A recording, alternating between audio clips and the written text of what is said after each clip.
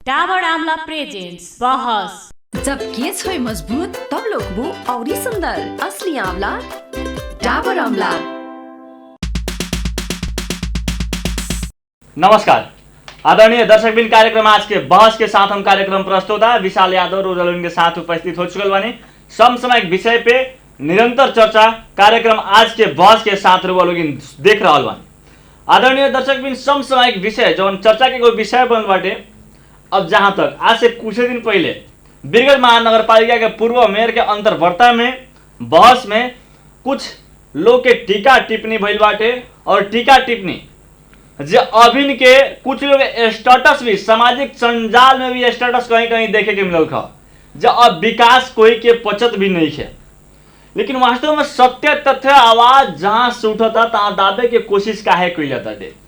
कितना आदमी के दाबी लोग वीरगंज महानगर में जो सत्य तथ्य बात रहल बाटे वो बात तो हर कोई बोल सकत बाटे। आम जनता बोलता नहीं अभिन के पीरियड में देखल है तो आम जनता भी कह रहा बानी। ये विषय में रह करके सभी गुनासों आम जनता का, चाहे बीतल समय को हो चाहे अभी को हो, आम जनता के हो और वीरगंज महानगर के कुछ निर्वाचित जनप्रतिनिधि लोग के भी है।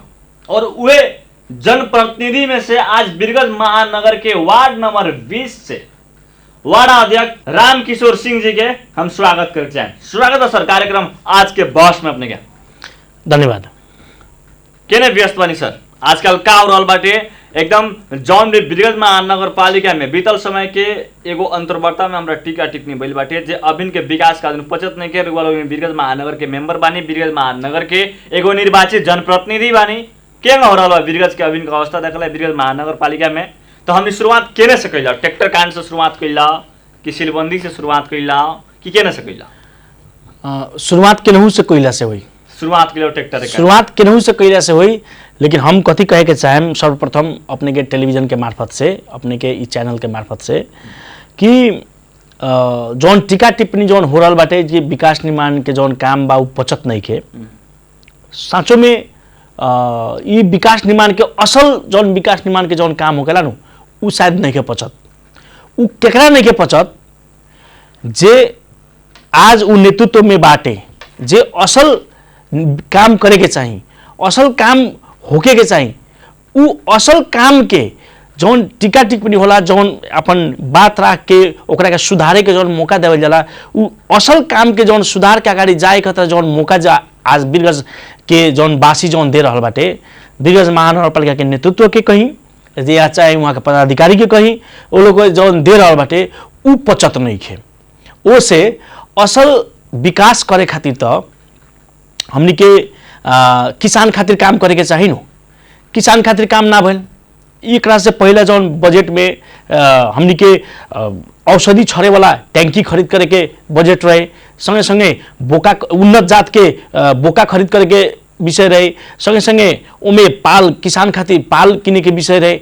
ई सारा चीज छुपा देवल गल, ई सारा चीज ना किनल गल। जबकि आर्थिक विकास समिति से निर्णय कइल गल जो फलना फलना किसान के हमने के ई देवे के बा और वार्ड से हमने के सिफारिश करके पठैनी सन, सारा ओकर डिटेल से हमने के पठैनी सन। किसान गांव से शहर तक आइल, शहर तक आके निवेदन दिलक लेकिन खरीदारी ना भइल। ए पर हमर बहस भइल, ए पर हमर चर्चा भइल एकरा खरीदारी काहे ना हुई। आइल किसान जौन निम्न वर्ग के जौन किसान बाटे, किसान खतरा हमने के कथी करता नहीं सन, एकर काम हमने के करे के चाहिए कि ना करे के चाहिए। ई बात कहला पर हाकिम भी नकार दिलन, मेयर भी नकार दिलन। यानी कि कथी हो कि जे किसान खातिर हम कामे ना करें, गरीब और निमुखा जनता खातिर हम काम करबे ना करें, काम करें मेन रोड में बाघ के लिया के बैठा दें, मेन रोड में जिराफ के लिया के बैठा दें, मेन रोड में हरिन के लिया के बैठा दें, तो चिड़ियाखाना में कौन बैठी? चिड़ियाखाना जाई, चिड़ियाखाना के नाम पर आज करोड़ों रुपया खर्च भेल, आज खाली बाटे, वो जगह पर कुछ बैठेबे ना करें। पार्क हरिखेतन के सामने जौन पार्क बा, पार्क में कुछ बैठेबे ना करें। अन्य यहाँ ज्येष्ठ नागरिक पार्क बा, वहाँ बैठेबे ना करें। सड़क पर लिया के बैठा दी और दुर्घटना कराई। ई असल काम हो, ई विकास निर्माण हो। ए पर लोग टीका टिप्पणी करबे करी, ए पर टीका टिप्पणी करी तो विकास पचत नहीं के, ई कहल उचित नहीं के। विकास के रफ्तार कितना के रहल बाटे? ओमे हमरो दोष बाटे। ओमे हमरो दोष का बाटे कि जे उ काम भइल बाटे तो ओमे हम काहे ना बोलनी, ओमे दोष हमरो बा। लेकिन बोर्ड बैठक में हमने के आवाज उठैनी सन, आवाज उठैला पर भी वहाँ सामने हमने के कहला पर भी आवाज के दबा देवल गल। होई देखल कैले समय अवधि कैले कहते साल बिता लगलो। ओकरा बाद से हम देखनी जे साल बीत गए, वो आर्थिक वर्ष बीत गए, ये लोग नहीं के लोग सुधरे वाला। तो ये बात के हम जनता के सामू लेके गई जनता के सामू लेके जाके और ये बात के हम आगे और जौन रफ्तार जौन कहे विकास के रफ्तार बहुत ही ज्यादा रफ्तार बाटे विकास के, लेकिन जनता के पक्ष में नहीं के, विपक्ष में बाटे। अपने के हम बतावे के चाहें विभिन्न अपने लोग के मीडिया में आयल चीज ट्रैक्टर कांड, अपने के 32 गो ट्रैक्टर किनाइल, 32 गो ट्रैक्टर में 1 करोड़ से भी ऊपर के घोटाला अपने के ट्रैक्टर कांड। ओकरा बाद अपने के हमने के सवारी कर और कबाड़ी कर में जौन घोटाला भइल, बोर्ड बैठक के हमनी के जौन बैठ के निर्णय करे सब जनता खातिर बीरगंजवासी खातिर जौन निर्णय करे के चाहिए, उ जौन हमनी के सम्मान्य जगह से सम्मान्य ठाव से बैठ के और 19 गो ठेकेदार के मिलो में तो करके और 6 करोड़ में जाए वाला ठेका 3 करोड़ में ठेका भइल। ई भी रफ्तारे है एगो कहल जाए तो। आई देखी 8 महीना 9 महीना पहले हमनी के बीरगंजवासी के बच्चा लोग बाल बालिका लोग यानी कही हमनी के युवा लोग जे फॉर्म भरलक जौन कंप्यूटर ऑपरेटर खातिर 33 गो सीट में फॉर्म भरलक लोग 2500 आदमी 2500 के फॉर्म भरल और एग्जाम देवल इंटरव्यू देवल, ओकर रिजल्ट अभी तक ना आई। जेकर मार आज खाइल जाता टे कि जे 600 से लेके 700 जौन कर्मचारी हटावल गेल ख, आज कंप्यूटर ऑपरेटर नहीं खे। आज हम चिट्ठी बुझा के आवतनी बीरगंज महानगरपालिका में 4 गते यदि कंप्यूटर ऑपरेटर ना आई, 4 गते कंप्यूटर चलाए वाला सचिव ना आई, सहायक सचिव ना आई तो सेवा अवरुद्ध हो जाई। निःशुल्क सेवा सिफारिश भाइक निःशुल्क वाला में तो हम अपनों से लिख के सिफारिश कर देम, नागरिकता में तो हम अपनों से सिफारिश कर देम, लेकिन जौना में रसीद काटे के होई रसीद तो हम अपना से ना काटे सकें। ओकरा खातिर तो कंप्यूटर ऑपरेटर चाहिए, ओकरा खातिर तो जाने वाला सचिव चाहिए, अधिकारी कर्मचारी चाहिए ना हजुर, अधिकारी कर्मचारी चाहिए। तो आज वो 33 गो सीट में भरना ना कके उ काहे ना भरना भइल अभी तक, आज 9 महीना हो गए। ओकर कारण तो देखावे के पड़ल, ओकर कारण देखावे के पड़ल जे काहे ना भरना भइल। देखी आज उ भरना ना होके के भी कारण बाटे सेटिंग है। बीरगंज महानगरपालिका पूरा सेटिंग के रफ्तार में दौड़ रहा बाटे। उस सेटिंग में अब केकर सेटिंग ना मिलल, पदाधिकारी लोग के सेटिंग ना मिलल कि अगाड़ी जनप्रतिनिधि लोग के सेटिंग ना मिलल, केकर प्रतिनिधि ना मिलल, ओकर आवे के पड़ल। और देखी संगे ई जौन हमनी के निवेदन वहाँ के परीक्षार्थी निवेदन दल ले बाटे कि हमार ब्याज सहित फिरता देवे पड़ल, 9 महीना हो गए, ई ओकर फॉर्म भरल सहित हुए। और ओकरा साथ साथे अपनी के बीरगंज महानगरपालिका के कांड कहें तो कांड से भरल बाटे। और देखी पुरानका बस पार्क अपने सुनले हो हम लगन जौन मेयर साहब जीतते मात्र मेयर साहब कहनी जे ये बंद करे के ये काम ना हुई, लेकिन बाद में का भल उहे 6-7 महीना 8 महीना के बाद में धीरे धीरे सेटिंग होके लागल। सेटिंग भइला के बाद में चाहिए शटर धमाधम बन रहा बाटे। तो काल आज से साल भर पहले बंद करनी और साल भर के बाद हमनी के ठेका में सुनतानी से काम हो रहा बाटे, सुनतानी से शटर बन रहा बाटे। तो केकर सेटिंग एक मतलब हमनी के वार्ड अध्यक्ष बानी सन, बोर्ड मेंबर बानी सन, तो बोर्ड मेंबर के सब के बारे में जानकारी करावे के चाहिए कि ना चाहिए। आदरणीय दर्शकबिन एगो छोटा सा व्यापारिक विश्राम के बाद फिर से रोजालून के साथ।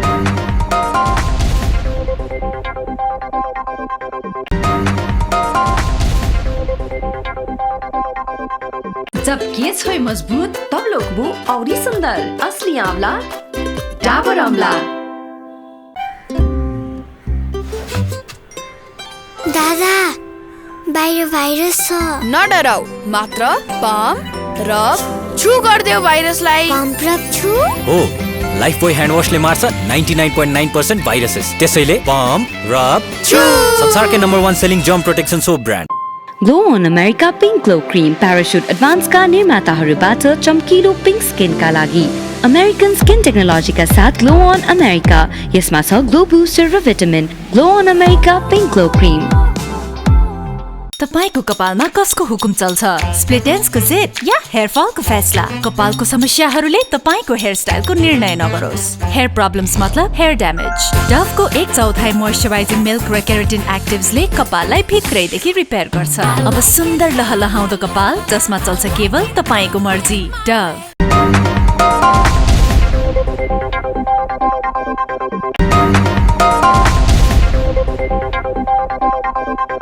आदरणीय दर्शकबिन एगो छोटा सा व्यापारिक विश्राम के बाद फिर से रोजालून के साथ में उपस्थित हो चुकल बंचन समसामयिक विषय पर हम चर्चा कर रहा बंचन बीरगंज महानगरपालिका के लेकर के। बीरगंज महानगरपालिका में भइल बीतल समय से आम जनता कह रहल बानी जो अनियमितता हो रहल बाटे।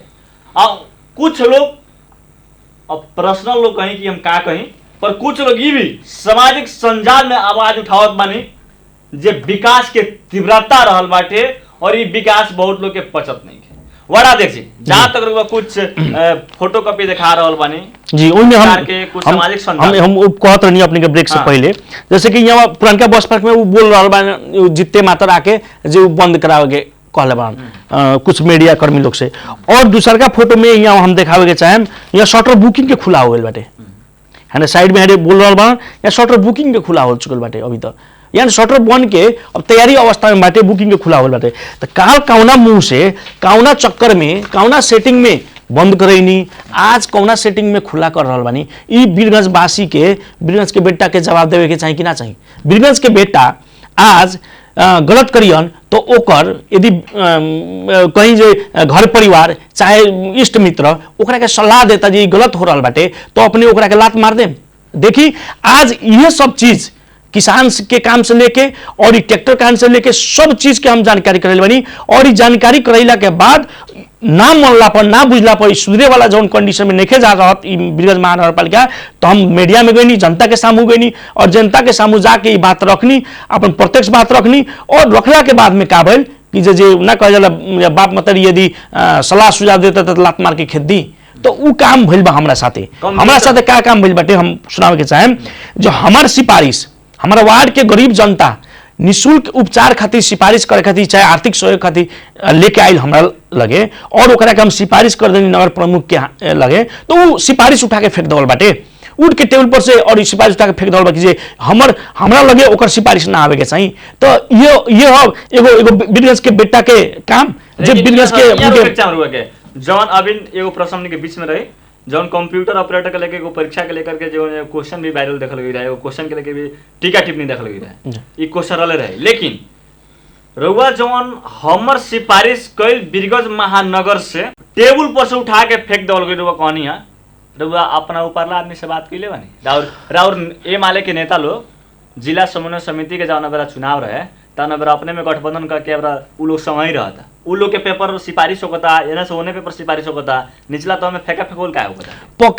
पके ई बात के हम अपने के हम स्वीकार करें कि जे आज बीरगंज महानगरपालिका कहीं चाहे जिला कहीं नेकपा एमाले भी अपना जगह से चुक रहा बाटे। जौन नेतृत्व भूमिका जौन खेले के चाहिए उ भूमिका खेले से पछाड़ी हटल बाटे। अब काहे पछाड़ी हटल बाटे, कथी में व्यस्तता बा लोग, अभी तत्काल अभी अधिवेशन के समय बा, जिला के अधिवेशन, प्रदेश के अधिवेशन शायद हो सकता में वो लोग के ध्यान ना गई लोग के, लेकिन फिर भी एगो हम पार्टी से नेकपा एमाले के पार्टी से एगो प्रतिनिधित्व कैल एगो आधिकारिक जनप्रतिनिधि बानी बीरगंज महानगरपालिका के, हम कहतनी तो बुझी से एमाले भी कहताटे। आज हम गलती करें तो एमाले के भी दोष लागी और हमार भी दोष लागी, एक पूर्ण जिम्मेवार हम लेम। वो से अभी वहाँ लोग के भी बात राखे कतरा हम रखबे करें सब बात समग्र में जौन अब पार्टी के बैठक हुई, बैठक में हमने के बोला के जौन पार्टी जीतल जनप्रतिनिधि वालों वो लोग राखी लोग और बात पूछी लोग, ब्रीफिंग ली लोग, तो वो बात हम रखबे करें और ये बात रख के एक बारे में भी चर्चा हुई। साथ साथ देखिए आज विडम्बना अपने के जौन कहनी है, जौन क्वेश्चन आउट के बात कहनी है, क्वेश्चन आउट में हम भी कहूँ सुननी सुने के मिल रहा है, हमरा सुने के मिल रहा है और चर्चा भी चल रहे, जेकरा चलते कुछ दिन रुकल भी रहे, रुक के बहुत दिन के बाद फिर एग्जाम शायद लिया और कि वही एग्जाम में मतलब आउट भैल। और देखिए 8-9 महीना हो गए एकरा नाम पर क्वेश्चन आउट के नाम पर कहल जाओ, चाहे पैसा के सेटिंग के आर्थिक अनियमितता के नाम पर कहल जाओ, काहे नहीं के रिजल्ट आए ये पर कुछ नहीं के चर्चा होती। अब इन बीरगंज महानगरपालिका में चर्चे के विषय नहीं बनल। 33 गो सीट अब आधा मेयर लियन की, आधा उप मेयर लियन की, आधा वार्ड अध्यक्ष ली लो की, आधा कोई सांसद ली की, एक बारे में कहूँ चर्चे छलफल नहीं के संगे संगे हई दू बात लग हम उड़वा के हम फिर अपने के साथ में आए अपने के बात पर, जैसे कि वार्ड अध्यक्ष के लोग, वार्ड अध्यक्ष से इतना अभद्र व्यवहार हो रहा बीरगंज महानगरपालिका में। हई नगर प्रहरी जौन आधिकारिक ने के नगर प्रहरी जालेदारी में अपन जौन कामदार खटैले रहे लोग, उ नगर प्रहरी के पठा के वारादस के ऑफिस में ले आके नगदी रसीद थमावल गए अपने के फाइन के, फोर फेकल फाइन के, जबकि वारादस के उमें दोष नहीं के। वार्ड अध्यक्ष में दोष नहीं के और वार्ड अध्यक्ष के लिया के फाइन थमाओल गए नगर प्रहरी के हाथ से ई एकदम अपहेलित और वार्ड अध्यक्ष के जौन मान मर्दन जौन भइल बाटे जौन ऊपर कमी कमजोरी भइल बाटे ए पर वो लोग के जवाब देवे के चाहिए। साथे हम अपने के ये कबाड़ी कर और सवारी कर में देखी 74-72 नंबर के गाड़ी बा, 74-72 नंबर के गाड़ी बा, 74-72 नंबर के गाड़ी बाटे, डेट बाटे 5-26, डेट बाटे 5-26, एक एगो गाड़ी दूगो रसीद 551-616 एक एगो रसीद से कटल बाटे। ई मीडिया में कुछ साथी लोग भी रखले वालो, संजाल में भी रखले वालो, ए पर मीडिया के बात रख के अख्तियार कार्रवाई कर सकत बाटे, मीडिया के बात रख के महानगरपालिका कार्रवाई नहीं कर सकत, तो काहे नहीं कर सकत? एमे मिलो मत बा, एहू में सेटिंग बा, एमे केहू ना केहू अपन अपन आदमी के वहां देवल बाटे, पदाधिकारी लोग देले वालो, जेकरा चलते ये निकलो बोलत काहे से उन्हीं से तो पैसा आई, उन्हीं से तो अपन खर्चा निकली। संगे संगे हमनी के ऐसे आईसीपी भंसार के अगाड़ी वहां मार के धमका के खाली गाड़ी से कबाड़ी कर उठा लेवे के बाटे, जौन गाड़ी से सवारी करना उठाऊ जाए तौन गाड़ी से सवारी कर उठा लिया था। ऐसा कांड चल रहा बा।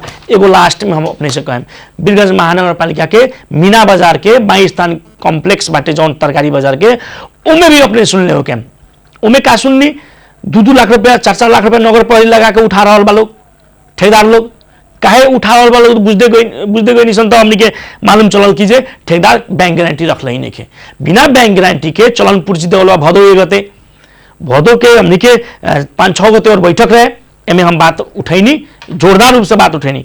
बात उठैला के बाद में राजस्व के प्रमुख के बुलावल गए, राजस्व प्रमुख के बुलावल गए तक चलन पूर्जी दिया, अस्थायी चलन पूर्जी दिया बा, बैंक गारंटी नहीं दिले 1 महीना खातिर, वो 1 महीना समय बीत गल, यानी कि अब आज 2 गते पैसा उठ रहा बा कि नहीं के उठ रहा उ खोज तलाश के विषय हुए। लेकिन नगर प्रमुख नगर प्रहरी के इंचार्ज के ना बोलेलन, उठ के चल दिलन, बैठक छोड़ के उठ के चल दिलन, समाप्त हो गए कह के। ऐसा जौन कांड वीरगंज महानगरपालिका में जेकरा से आदमी के दिमाग और हमनी के एगो जन प्रतिनिधि वार्ड अध्यक्ष बानी सन हमनी के अपने उखल बुखल के स्थिति हो गई बाटे। बड़ा देखिए जहाँ तक रुआ कहत बानी महानगरपालिका में कामे बढ़िया से नहीं के होखत, जौन काम होखे के चाही तो होखत नहीं कह के जौन एगो रुआ बीच में एगो शब्द यूज कैनी। हाँ, वीरगंज महानगरपालिका अब काथी करो जो बोलो संतुष्ट है। वीरगंज महानगरपालिका घंटा घर के पेंट कराइए दिलक, शंकराचार्य गेट के पेंट कराइए दिलक, वीरगंज के रंग रोधक बनाते बाटे, वीरगंज भर में अच्छा काम करिए रहल बाटे, तो अब वीरगंज महानगरपालिका केने काम करो जो वार्ड अध्यक्ष लोग कई लोग चाहे विपक्षी दल के लोग कहे हाँ ये बढ़िया काम करते नहीं, अब कितना मेहनत करो वीरगंज महानगरपालिका के माने मेयर साहब कितना स्थानीय सरकार संचालन एन 2074 के हमने के परिच्छेद 3 गाँव पालिका तथा नगरपालिका का काम कर्तव्य अधिकार के बारे में कुछ कहता थे, उमें 11 नंबर हमने के इथी में दफा में कथी कहता गाँव पालिका नगर पालिका के अधिकार में ये सब विकास निर्माण के काम देला बा। देखी एफएम संचालन स्थानीय सेवा व्यवस्थापन लगायत आधारभूत माध्यमिक शिक्षा, आधारभूत स्वास्थ्य सर सफाई के, स्थानीय सड़क, ग्रामीण सड़क, कृषि सड़क, सिंचाई निर्माण करे के, स्थानीय अभिलेख व्यवस्थापन करे के, कृषि पशुपालन, कृषि उत्पादन संबंधी काम करे, बेरोजगार तथ्यांक संकलन करे के, खाने पानी तथा जल विद्युत आयोजना, वैकल्पिक ऊर्जा ये सब करे के, ये सब कहले बा। संगे संगे वारा समिति के काम कर्तव्य अधिकार में केनहू भी अपने सड़क निर्माण करे के नहीं कहले, केनहू भी बड़का बड़का योजना निर्माण करे के नहीं कहले। कथी कहले बा कि स्थानीय में वारा में रहल जितना भी हमनी के संपदा बा, जितना भी हमनी के हमनी के कल्चर और चाहे हमनी के व्यवहार में शहरी विकास ग्रामीण के जौन भी योजना सब बारह सन ओकर मरम्मत सब संहार करे खातिर, ओकर संरक्षण करे खातिर, ओकर देखरेख करे खातिर, संरक्षण मरम्मत करे खातिर वीरगंज के घंटाघर जौन वार्ड में पड़ेला वहाँ के वार्ड अध्यक्ष पेंट करा दी थी, वहाँ के वार्ड अध्यक्ष मरम्मत करा दी थी। वीरगंज के घंटाघर महानगरपालिका के पेंट करे के और अपन सबसे बड़का काम में देखाई कि वीरगंज महानगरपालिका पेंट कैले बा घंटाघर, ये बहुत ही बड़का काम हो, ई बड़का काम ना हो, ई मरम्मत हो, कोनो बड़का काम ना हो। वीरगंज के प्रवेश द्वार के पेंट करा दी और कहीं जब हम बड़का काम कोई नहीं हो वो बड़का काम ना हो, वहाँ के वार्ड अध्यक्ष करा दी, वार्ड के जिम्मा हो वार्ड करा दी। लेकिन वार्ड के जिम्मा, वार्ड के अधिकार के कटौती करके काट के और वार्ड के बाईपास करके आज वीरगंज महानगरपालिका जौना ढंग से काम कर रहा बाटे, वो लचास्पद बाटे, वो हास्यास्पद बाटे, वो कोनो भी तरह से वो हमनी के वीरगंज महानगरपालिका के हित खातिर ना हुए। अपने के वार्ड नंबर 20 में कई गांव पड़ला? हमारे वार्ड नंबर 20 में 3 टोला बाटे, मेन दूगो टोला हुए, एगो हरपतगंज टोला, एगो अपौनी टोला, संगे संगे अपौनी में हरपतगंज टोला कह के ये हरपतगंज टोला हुए, यानी कि 3 गो टोला। हरपतगंज अपौनी के जौन बात आ गई जी। तो हरपतगंज अपौनी के और एगो और ही बात यानी कि घुर्मी के बात की जाए। जी। हरपतगंज अपौनी घुर्मी और घुर्मी के बीच में रहल एगो सरे में रहल एगो सौराहा फैक्ट्री बा। सौराहा और घुर्मी के बीच सौराहा, में जी। वो फैक्ट्री बा। वो फैक्ट्री से वहाँ के आम जनता बहुत पीड़ाम बानी। वहाँ के आम जनता के महक बर्दाश्त ना होगेला। कबो काल के हमनी भी बाइक से चला निशान तो देखे निशान उतना दूर हमनी के सांस तक ले रुक जाला जी। इतना वो महक बा। वो फैक्ट्री के ऊपर वहाँ के निर्वाचित वार्डा देख लो, अगल बगल के 3 गो 4 गो वार्डा देख लो ऊपर था। वार्डा देख लो कौन आवाज उठे लोग ना वार्ड अध्यक्ष आवाज ना, वहाँ के जनता लोग आंदोलन कैले बा। वार्ड अध्यक्ष का आवाज तो छोड़ दी, वार्ड अध्यक्ष तो एक जगह जाके खाली कह देवे के ना होई, लेकिन वहाँ के जनता लोग जाके आंदोलन कैले बा जगह पर। और उतना करते हुए भी वीरगंज महानगर पालिका के नेतृत्व के जानकारी होते हुए भी आज वीरगंज महानगर पालिका ऊपर कोनो एक्शन नहीं खेले, आगाड़ी नहीं के बढ़त। कारण कथी हो, जबकि वीरगंज महानगर पालिका के जनता जब आवाज उठा दलक सड़क पर, अब ओकरा से बेसी आधिकारिक कथी चाहिए, उससे बेसी आधिकारिक कथी चाहिए। वो लोग पत्र डाल सकते नहीं, पत्र डाले के ठीक बा, पत्र डाले के जौन बात बाटे तो हमनियों के तो बात रखल जाए, बोर्ड बैठक में बात रखबे कैले, बोर्ड बैठक में बात हमनी के रखबे करी इंसान, पत्र ही पठावे के पड़ी, तब जाके ही हम काम करें, तब स्थानीय सरकार संचालन के चाहे स्थानीय के सरकार के करे वाला काम सच्चाई काम ना बोल, उ सच्चाई काम उ ढोंगी काम बोल। पत्र आयल के तो हम काम कैनियो ना तो ना कैनियो। आज जाई आजे के बात हुए, हम अपना वार्ड के दूगो युवा लोग के बोलेनियो, काहे बोलेनियो तो हमरा वार्ड के ये दूगो युवा लोग का कैलक जब फेसबुक में बत्ती नहीं खे भरत कह के फेसबुक में डाल रख लो। एगो युवा में कमेंट कैलक जे हमने के वार्ड नंबर 20 के नियम है का दिन के बढ़ला रात के ना बढ़ला, तो ऐसा बात बाटे। तो ये काहे ये सब काहे, जबकि वीरगंज महानगर पालिका के हमने के वार्ड महानगर पालिका में ना पड़ेला, वीरगंज महानगर पालिका के हमनियों के वार्ड वीरगंज महानगर पालिका के हो। जितना द्रुत गति से घंटाघर से और आदर्श नगर के बीच में कुछ भी मरम्मत हो रहा बाटे, बत्ती कहीं, सड़क कहीं, चाहे अन्य पूर्वाधार कहीं, चाहे हमनी के सामुदायिक प्रहरी के बीट कहीं, चाहे वो लोग के थी सेवा देवे वाला पैसा से हो को मेला लगवा रहल बा, 40-40 लाख रुपया देके मेला लग रहा बाटे उ कहीं, तो ये काम गाँव में नहीं हो सकत। बत्ती समय पर ना बढ़ला के चलते फेसबुक में कमेंट आ रहा, फेसबुक में स्टेटस लिखा रहा बा कि जे नियम है वीरगंज 20 नंबर वार्ड के, लेकिन का कहीं उ युवा लोग के था नहीं के कि जे एकर जितना भी स्वामित्व बा बत्ती के सारा मेयर साहब लेके बैठल बानी। आदमी राखे से लेके मरम्मत करावे वाला आदमी से लेके ठेकेदार से लेके सारा वहाँ के चंगुल में बाटे, सारा वीरगंज महानगर पालिका के चंगुल में बाटे। वह चंगुल और हाकिम के चंगुल के चलते आज वीरगंज महानगर पालिका के ई दशा हो रहा बाटे। वार्ड में गरी कोनो कॉन्ट्रैक्शन के लेके बीतल समय में लफड़ा रहे और कॉन्ट्रैक्शन पप्पू कंस्ट्रक्शन अभी क्या बा पप्पू कंस्ट्रक्शन के देखी हमरा जितला के बाद में जमा जमी 100 मीटर पिच भइल बाटे, नाला बनल बाटे, ओकरा बाइक नहीं के बनल। उ भी काम वीरगंज महानगर पालिका के प्रमुख के मुख्य दायित्व के भीतर पड़ता कि जो हमारा परिधि भीतर जितना भी बाटे उ सब हम का करी, बुला के नियमन करी और बुला के वो काम करवाई। और कहीं ओकरा के हम अपना तरफ से जब भी कहीं ना जब महीना में एक बार जरूर मेयर से हम बात रख ले बनी बात, और संगे संगे मेयर साहब भी एक बार गई नहीं, मेयर साहब भी हमनी संगे गई रही, ओवरिया से बाद कबो भी ये बारे में वहाँ के भी चर्चा ना करी, ना ठेकेदार आइल बा काम करे, कुछ काम नहीं हो रहा। लेकिन एक बाद ई साल जैसे भी हमनी के वारावासी लोग के साथ में और एकरा के एगो टुंग में लगाएम सन, फिर हमनी के निर्वाचित होके से पहले हम आंदोलन भी कह के आगाड़ी बढ़ रही, जरा चलते कुछ ग्रेवल भल उहे ठेकेदार के ग्रेवल कैलक और कुछ राहत भल। अब खुद हम जनप्रतिनिधि बनी, जरा चलते एगो दायरा के भीतर भी रहे के पड़ता, एगो मर्यादा के भीतर भी रहे के पड़ताटे। ये हम वारावासी लोग बुझबे करी, लोग अवलक्ष्य भी हम कहले बानी, लेकिन वो मर्यादा और दायरा के भीतर रह के वारावासी के साथ में एकरा खातिर चरणबद्ध रूप से 2-4 गो काम हम करे जा रहा बानी, जरा चलते सड़क निर्माण में इस सब काम में आगाड़ी अच्छा काम हुई और हमारे वार्ड भी बढ़िया से विकास निर्माण के काम में आगाड़ी बढ़ी, एमें हम लागल बानी। हमने कार्यक्रम का अंत ना चुन, समय बहुत कम है। कार्यक्रम का अंत में वीरगंज महानगर पालिका के संपूर्ण जनता के और हमरा पूछे में कोनो ऐसा प्रश्न छूटल हो ओकर उत्तर दे सकत हैं। जैसे कि वीरगंज महानगरपालिका कुछ दिन पहले हमनी के सीलबंदी करत चलत रहे। सीलबंदी करत चलल पहले हमनी के सुनत रही कि जे विद्यार्थी लोग तालाबंदी करत रहे। अभी वीरगंज महानगरपालिका तालाबंदी करते। वो तालाबंदी हमरा जाने अनुसार हमरा बुझाता 4-5 दिन के बाद यो तालाबंदी अब सब बंद हो जाए, कुछ ना तालाबंदी हो, काहे कि सेटिंग है जरा चलते अब तालाबंदी ना हुई।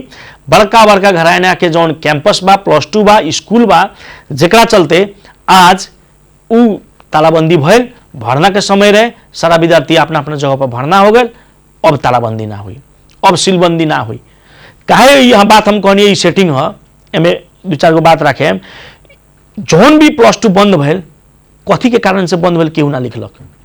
एगो खाली नाम स्कूल के नाम होके चाहिए कह के जौन एक दिन में बदला जाए वाला रहे बोर्ड, ओकरा चलते सीलबंदी हो गई बा। कॉलेज +2 स्कूल नाम के चलते खाली सीलबंदी हो गई बा और सब चीज सिस्टम से बाटे।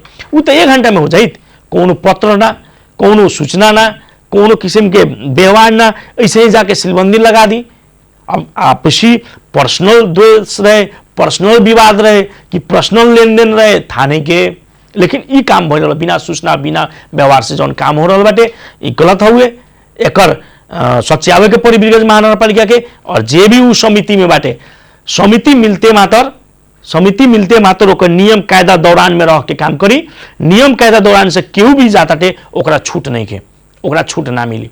आज बीपीसी कॉलेज जौन +2 चला रहा बाटे, स्कूल कहाँ बाटे, उमें सीलबंदी ना लगे के चाहिए। आंखें ना लोकल वीरगंज महानगरपालिका के और उमें के संयोजक के चाहे सदस्य के समिति के चल नहीं। ग्लोबल बिजनेस कॉलेज आज कहाँ बा ओकर स्कूल, बिना स्कूले के +2 चला रहा बाटे। 9-10 पढ़ावे के चाहिए कि ना चाहिए। आंख ना रहे वीरगंज महानगरपालिका के कि लगही जाके तालाबंदी सीलबंदी कर देनी।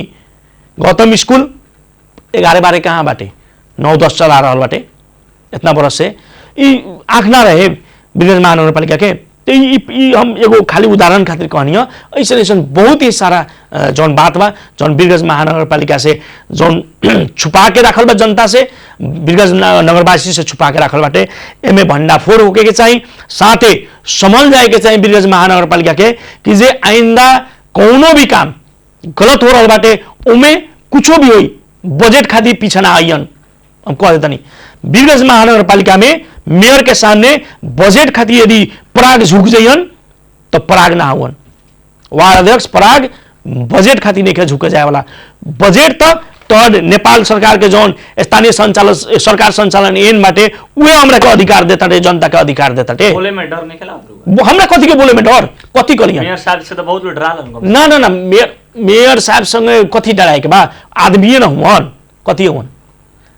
पराग के डरे खातिर तो ओकरा खातिर हमरा जंगल जाए के पड़ी बाघ के लगे, तब न डराएम। हम डरानी एगो बात और कहे के चाहते, हम डरानी कथी से डरानी? ट्रैफिक से डराएम तो अपने के सुरक्षित घरे पुगेम। हम डरानी पुलिस से डराएम तो कथी हुई? सुरक्षित घर में इज्जत से रहेम, जेल ना पुगेम। हम डराएम केकरा से डराएम? जनता से डराएम कि जे हम गलत काम ना करें। गलत भी काम होत होके तो ओकरा के हम सुधार लेम। डर भी तो होके के पड़ल मन में। तो मेयर साहब के डर नहीं के, काजन मेयर साहब के काहे डर नहीं के? कम से कम वार्ड अध्यक्ष तो एगो होके के चाहिए नु जे वार्ड अध्यक्ष प्रश्न करी तो हमरा उत्तर देवे के बाटे, प्रश्न करी तो उत्तर देवे के बा।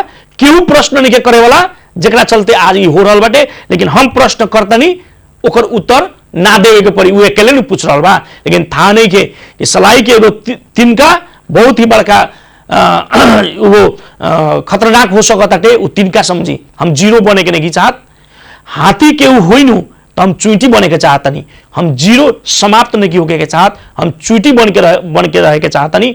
हाथी हम ना बनी बरू हम हाथी ना बनी, चाहे हाथी ना हुई लेकिन चुईटी तो जरूर हुई। चुईटी हम बन के रहे के चाहते, अस्तित्व में हम रहे के चाहता नहीं। अस्तित्व विहीन बन के हम नहीं रह सकत। पराग एगो अस्तित्व वाला व्यक्ति हुए, अस्तित्व के साथ रही, अस्तित्व विहीन होके ना रही। इतने हम कहे के चाहें। धन्यवाद। वार्ड अध्यक्ष जी, व्यस्त समय के बावजूद भी माई टेलीविजन की प्रस्तुति आज के बस में वह समय देने एक खातिर छुटे के चाहें। नमस्कार, धन्यवाद सब। कार्यक्रम आज के बस के साथ में वार्ड नंबर 20 के वार्ड अध्यक्ष राम किशोर सिंह जी से हमने बात करते रहे। समसामयिक विषय पर हमने बात करी विगत महानगर के लेकर के।